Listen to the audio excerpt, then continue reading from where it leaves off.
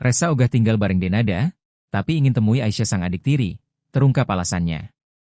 Keputusan Resa Rosano untuk tidak tinggal serumah dengan Denada menjadi sorotan setelah dirinya diakui sebagai anak kandung sang penyanyi. Meski hubungan keduanya kini telah terbuka ke publik, Resa merasa ada hal yang akan berbeda jika mereka harus tinggal dalam satu atap.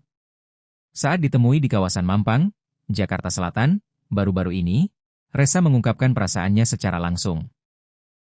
Kan Resa udah bilang, pasti rasanya akan berbeda, kata Resa. Ia pun menegaskan bahwa dirinya tidak ingin tinggal bersama Denada, sekalipun ada tawaran untuk itu. Kendati demikian, Resa tidak menutup diri sepenuhnya. Resa merasa ada hal yang akan berbeda jika harus tinggal dalam satu atap dengan Denada.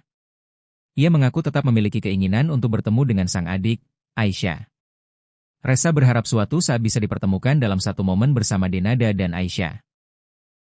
Lebih lanjut, Resa masih menunggu pertemuannya dengan Denada terwujud.